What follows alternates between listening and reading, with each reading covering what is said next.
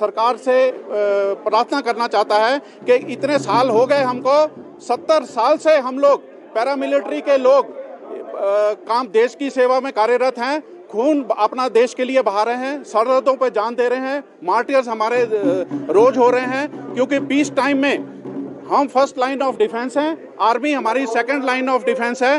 First line of defence होने के नाते सभी लोग, हमारी जितनी शहादत हो रही है उसकी तरफ सरकार का कोई ध्यान नहीं है। हमारा 70 साल हो गए, हमको पहचान नहीं दी गई, आज तक हमको यह नहीं पता है कि हम पैरामिलिट्री हैं, हम CAPF हैं, हम क्या हैं। हमको ना तो कोई नाम दिया गया है, ना पहचान दी गई है। हमारा नाम, हमारा वजूद सारा पुलिस और आर्मी में खो दिया गया है। और हमारे मीडिया बंधु भी अच्छी तरह से जानते हैं कि जब भी कहीं डिजास्टर मैनेजमेंट में, ANO ड्यूटीज में, नक्सलाइट्स में या किसी भी काम में, या आपका पोल मैनेजमेंट है, आपकी VIP ड्यूटीज हैं, आपकी सिक्योरिटी ड्यूटीज हैं, सभी में पैरामिलिट्री के लोग काम करते हैं। लेकिन आज तक इनको ना तो कोई नाम, ना पहचान, ना इनकी कोई कदर की जाती है। 70 साल के बाद भी आज तक कोई अर्धसैनिक बोर्ड हमारे लिए गठन नहीं किया गया है। हमको पता नहीं है, हमारे जवानों को पता नहीं है पूरे प्रदेश में, पूरे देश में, कि वो अपनी मांगों को लेके, अपने जो जरूरी उनके काम हैं उनको लेकर कहां जाए, किसके पास जाए।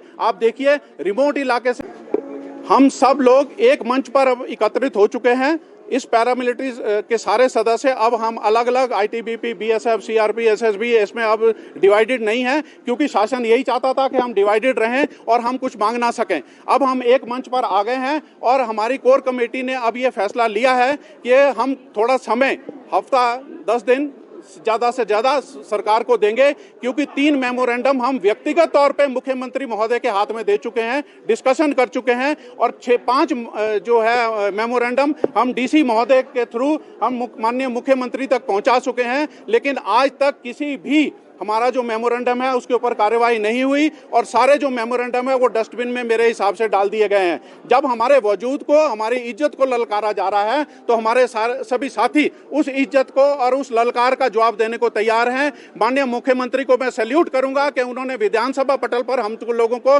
स्टेट के सभी लोगों को चैलेंज किया है कि अगर आपको पेंशन लेनी है, अगर आपको कुछ लेना है, तो आप जो है इलेक्शन लड़कर आइए। और अगर ये चैलेंज है और वो अगले 10 दिन में हमारी बात नहीं सुनते हैं, हमको नहीं बुलाते हैं, तो हो सकता है हमको कुछ ऐसा भी निर्णय लेना पड़े कि हम अपनी 68 कंस्टिट्यूएंसी में कुछ ना कुछ करके दिखाएं, जो कि आने वाला समय ही आप लोगों को बता सकेगा। रिमोट इलाके से भी अगर कोई सिपाही, उसको कोई पेंशन रूपी या कोई किसी सेहतमंद या किसी प्रकार का कोई काम होता है, तो वो कहां जाएगा? स्टेट में किसको पूछेगा, सेंटर में किसको पूछेगा, कहां जाएगा, कितना खर्चा करेगा, किस प्रकार से अपनी जो डिमांड है या उसकी जरूरत है उसको पूरा करेगा। पुलिस का बोर्ड, कल्याण बोर्ड है, आर्मी का कल्याण बोर्ड है, लेकिन 70 साल के बाद भी आज तक हमारी जान पहचान नहीं है। हमारे DG भी नहीं जानते, हमारी स्टेट गवर्नमेंट भी नहीं जानती कि किस डिस्ट्रिक्ट में, कहां पर कितने हमारे पैरामिलिट्री के साथी जो हैं वो रिटायर होकर यहां पर घूम रहे हैं। मैं आपको ये भी बता देना चाहता हूं मीडिया बंधुओं को कि हम इस स्टेट में लगभग